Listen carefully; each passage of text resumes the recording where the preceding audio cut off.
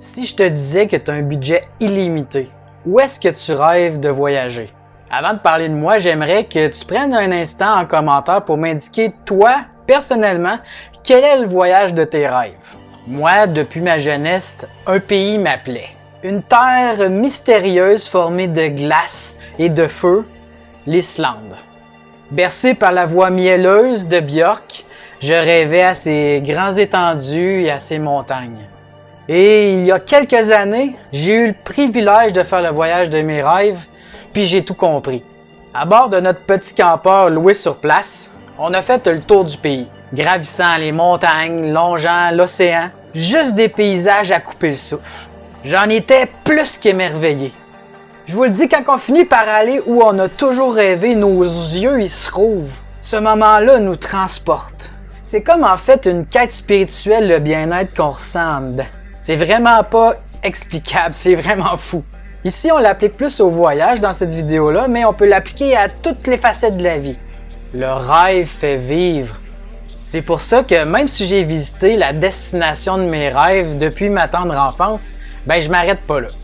Lancé le 30 juillet 2020 et atterri le 18 février 2021 sur la planète Mars, le rover de la NASA Perseverance nous envoie de superbes images de notre planète voisine.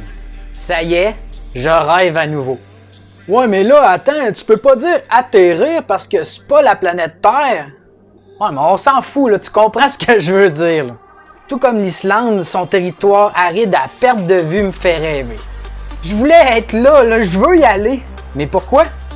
En vérité, je le sais pas. Mais comme je le disais plus tôt, c'est comme une quête spirituelle. Il n'y a pas de raison, on le ressent ça qu'on est attiré.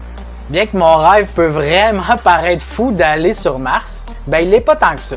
Elon Musk, vous connaissez Elon Musk sûrement, bien lui, en créant SpaceX, il voulait faire de l'humanité une espèce interplanétaire et ainsi coloniser la planète Mars. Dans une série de publications sur les réseaux sociaux, Elon Musk a expliqué son plan, comment il veut amener 1 million de personnes sur la planète Mars d'ici 2050. Sans vouloir trop entrer dans les détails parce qu'il y a quand même plusieurs technicalités, Musk compte utiliser 1000 Starship pour amener tout ce monde-là sur Mars. Le Starship qui est le futur système de transport spatial de SpaceX.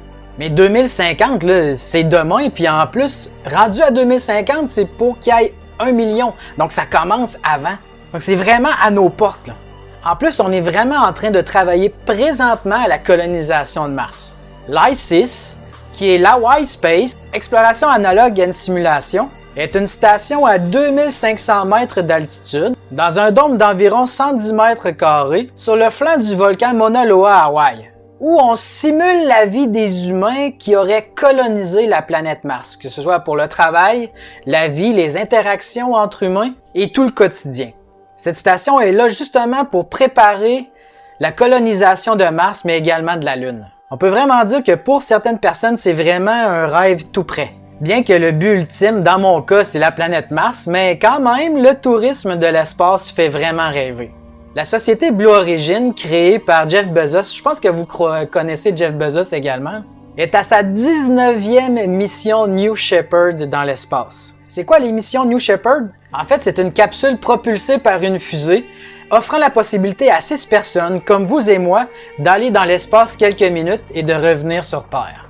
Imaginez contempler l'espace, les étoiles, la Terre, la Lune, directement de l'espace. C'est vraiment fou, là!